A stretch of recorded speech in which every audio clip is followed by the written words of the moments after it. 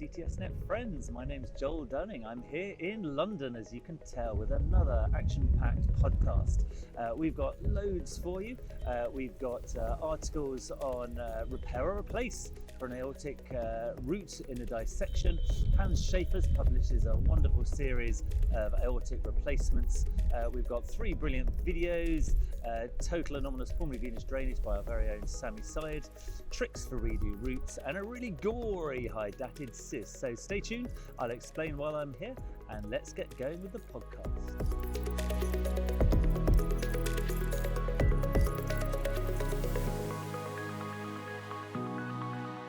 So I happen to be actually here on Windrush Day. In London, we've been celebrating the Windrush generation. 75 years ago, HMS Windrush came from Jamaica, bringing 500 intrepid African Jamaicans to help rebuild Britain. Many more shippings came across, and these people then provided what is now our indigenous Jamaican African population that we were celebrating today. And it was wonderful to see everybody out in the beautiful sunshine here at Buckingham Palace.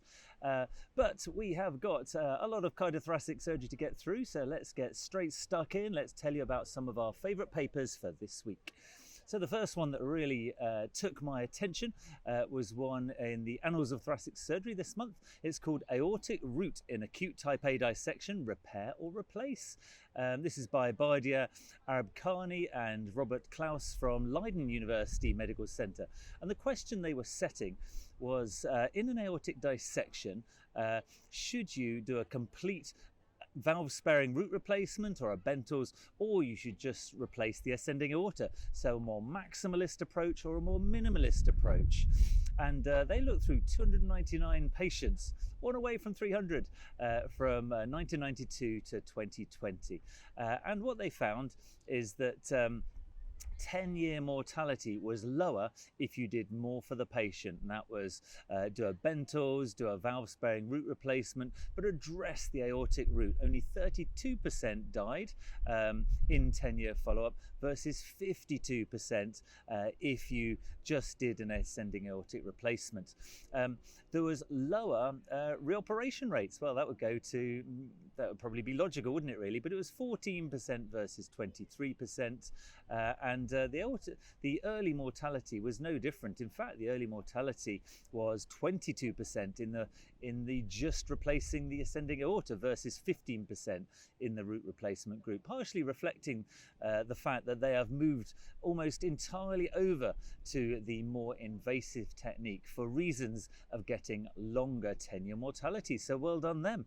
What do you think? Do you think you should just go in, replace the ascending aorta and do nothing else? Or do you think you need to do everything? And do we need to have specialist surgeons doing this? Or can anybody do this approach? I thought it was a really good paper. You can find it now in the Annals of Thoracic Surgery this month. The second paper we've got for you today is another really interesting paper. It's by Hans Schaefer's. First author was Christian Giebels, and this is from Hans's unit in Saarland University Medical Center in Germany. As you know, he's one of the world's greatest aortic repair surgeons, and this looked at specific tricuspid aortic valves and compared when the valve had a fenestration in it versus prolapse due to myxomatous degeneration. They looked through their full series, and this is a 20-year series, and they found 237 patients having aortic valve repair. Just specifically tricuspid valves. They looked at group A with fenestrations, which they mostly closed with pericardial patches or suturing, and the myxomatous degenerations that were prolapsing. And usually they do a free margin plication or a triangular resection for those. They had really good follow-up. The 10-year survival was really very good for these patients. So the fenestration group was 85% and the prolapse group 72%. Really remarkable was that there's only a 1.2% per year reoperation rate, which I think entirely would be the same as a biological aortic valve, or maybe even more. Who knows? You tell me. So this was a really good series. The only thing they warned at is that the predictor of reintervention, the #1 predictor, was having some regurgitation at the end of the operation. So what do you think? Do you think there is a role for aortic valve repair, or should we just replace these with biological valves? I've always wondered why repair hasn't taken off in aortic valves versus mitrals. I think it has something to do with how good our biological valves are, really. Mitral biological valves just don't last, do they? But aortic ones don't do too bad. Maybe it's that, maybe it's teaching and training, but yeah, get back to me. Put a comment in the links below or send us an email. But great paper, and you can find that in the JTCVS this month. The third paper we've got for you is a little different. It was just a little update on a great hospital that we have personal knowledge of in Ghana. The UGMC, University of Ghana Medical Center, just had another landmark of its first pediatric cardiac catheterizations on 3 children. Global Heart Care came over to help, and Nana Yao, who's a wonderful pediatric cardiologist who actually came from the UK and went over there, was delighted to kick this off. When we went to see her in March last year in UGMC, it was really horrifying that she said she just has so many young children that cannot have surgery there. But the really good news is that a team from Boston Children's Hospital are going to be going over there in October. We go over there 3 times a year with Emily Farkas and Cardiostart and our own Hearts of Ghana. And so this little article about starting in children in Ghana is really, really great news. This is part of our push for global health. We want to shine a spotlight on the world, make everybody realise how deprived and desperate some countries are, how lacking in provision. There's only 150 heart operations done a year in Ghana, and that's a population of 30 million people. So can you get a team? Could you get a team out there to help? I'm sure it would be very appreciated. So those are our 3 papers that we've got for you in our Jans. Now I'll hand you over to CTSNet to tell you a little bit more about what's on the website this week.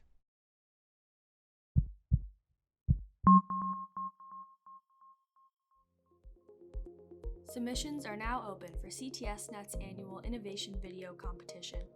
The competition rewards surgeons at the cutting edge of cardiothoracic surgery with a $1,000 cash prize, a prominent feature on CTSNet, and an exclusive interview with the judges. Submit your videos showcasing creative solutions, novel surgical approaches, and technological advances in CT surgery by August 31st, 2023 for a chance to win. For more information, visit ctsnet.org/innovationvideocompetition. So we've got 3 fantastic videos for you today. The first one comes from Sami Syed, our wonderful pediatric senior editor at Westchester Medical Center in the USA. This is an absolutely wonderful video, and this video is on primary sutureless repair of obstructed totally anomalous pulmonary venous connection. Even if you're not a pediatric surgeon, it's a fascinating video, and it just shows a really interesting technique of how this is repaired. This poor neonate was transferred to him in cardiogenic shunt multi-system failure because the pulmonary veins were not draining into the left atrium and left ventricle. He puts them on ECMO, does a CT scan, does a lovely CT reconstruction showing the left and right pulmonary veins draining into a vertical vein. This vertical vein goes all the way past the heart down into the portal vein below the diaphragm. So he gets the patient into the operating room, stenotomy, converts from ECMO to full cardiopulmonary bypass and starts cooling down to 18 degrees centigrade. And then a really neat display, he lifts the heart forwards and it cuts the pericardium open, and there is this amazing vertical vein that the pulmonary veins are draining into. He then opens the pericardium. He opens then the left atrium, and then he starts suturing the pericardium and left atrium together. Halfway through, he cuts open the vertical vein and sutures that widely open, and then sutures everything closed. So basically, you've got a big hole in this vertical vein connecting straight in to the back of the left atrium. Lovely job, really good demonstration. The other thing he then shows is that actually from that left atrial incision, you see the ASD. So he widely cuts that open and then closes everything, and then goes back to the right atrium to close that ASD properly. And he also puts a 4mm fenestration just to take the stress off the heart, to get a little bit of mixing. Great video, really interesting and fantastic. Even from a non-pediatric surgeon, I thought that was amazing. The next video we've got for you is also a really good hint and tip if you're ever faced with multiple redo aortic valve surgery. This is by Corrado Cavosa and Riccardo Gerli and Aldo Andrea, and they're from the Antonio E. Baggio Hospital in Alessandria, Italy. What they had, listen to this patient, 75-year-old, he had an aortic valve sparing root replacement in 2014. Unfortunately, they got severe regurgitation, so they then did a full root replacement with a composite graft in 2018. Then in 2021, he had another third operation to remove some pannus from one of the discs. And then he presented back again with severe aortic stenosis, and actually one of the leaflets was not moving. So they thought, oh my God, this is like 4th time redo. How can we make this simple? And the answer was, let's just go in, open the root, take out the mechanical valve leaflets and put in a biological intuitive valve. But they'd never done this before. So they showed some beautiful pictures, but then they practiced it, which I thought was really, really neat. They practiced it basically on a plastic bottle.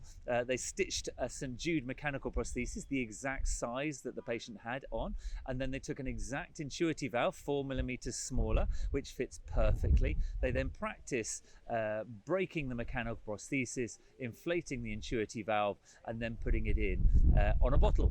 And then they show us them then doing it on the patient. Really, really nice job. The cardiopulmonary bypass time was only 59 minutes and cross-clamping only 38 minutes. So I think a real benefit for the patient. Worked really nicely and really good preparation before doing a first operation that you're going to do. So great job, the team from Italy. And the third video we've got from you, having quite an international week this week, having gone America, Italy, and now we travel all the way over to New Delhi in India. I really love getting videos from all over the world, and this is a really fantastic video by Harpreet Singh Minhas, Karthik Panaswasawisaran, and Sanjula Vermani. And they have some unique operations, and the unique operation they have is the excision of a cardiac hydatid cyst. Now, hydatid cyst is basically a tapeworm, a Echinococcus granulosus, and this tapeworm can get anywhere in the body, and very, very rarely it can get into the heart. So this team found this patient, 37 years old, chest pain, shortness of breath. They did an echo and a CT, and they just had a huge multiloculated, massive hydatid cyst, 11 by 8 centimeters in size in the pericardial space. It was causing compression on the ventricles. It looked really bad. They had to operate. And also on the echo, looked like it was extending into the anterior interventricular septum. Which looked quite difficult to fix. So they took them to theatre. First of all, they put them on bypass, but with a beating heart, they cut open into the cyst, and wow, they certainly show quite a dramatic expulsion of the little daughter cysts all popping out on the video. You've got to see that.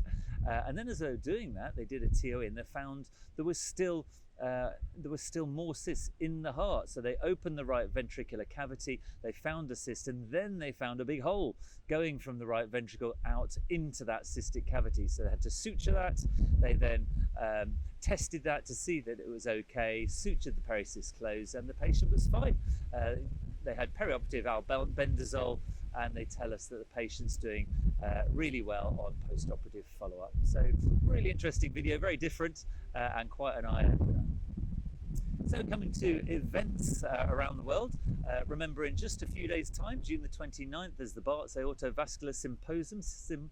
They're celebrating 900 years of BARTS being open, and obviously not the cardiothoracic department, but it's a really good AortoVascular Symposium. Duke Cameron's there, Michael Borger, Martin Cerny, Ung U, John Yap, really, really good. So check that out if you happen to be in London, like I am.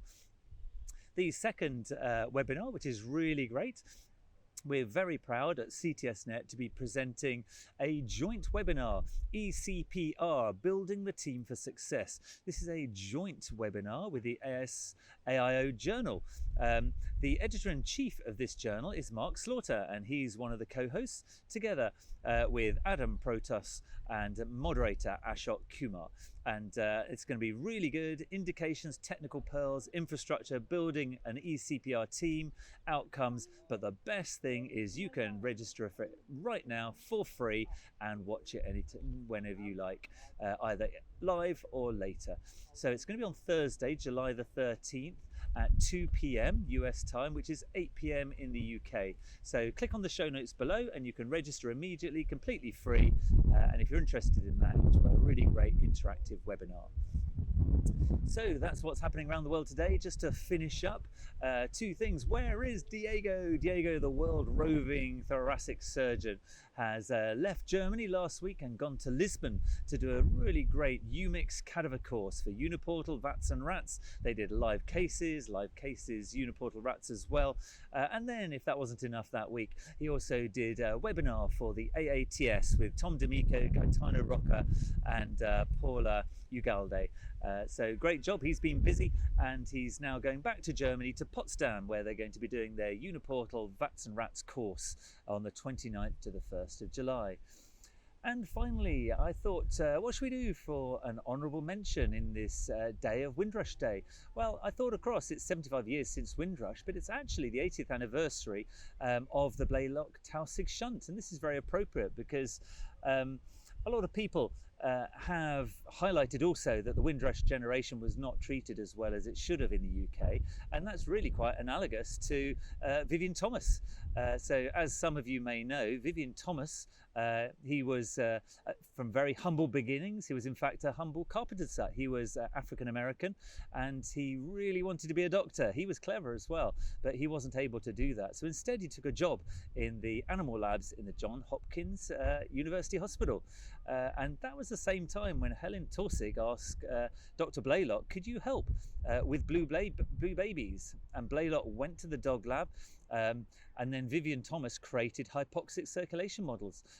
Vivien Thomas then did over 200 operations on dogs, working out how we can mix the blood supply from subclavian to the pulmonary artery, and created what we have today, the Blaylock Tausig Shunt.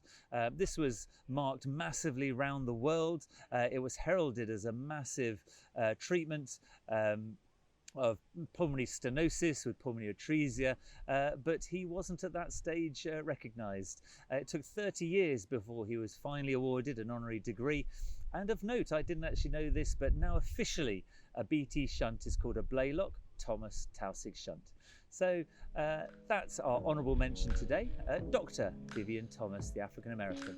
So from here in the United Kingdom, it's myself, Joel Dunning. Thank you very much for watching all the way to the end, and do tune in.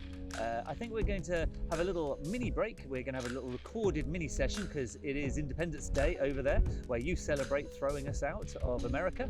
Congratulations. And then we'll come back with a standard podcast the week after. Thank you very much for watching.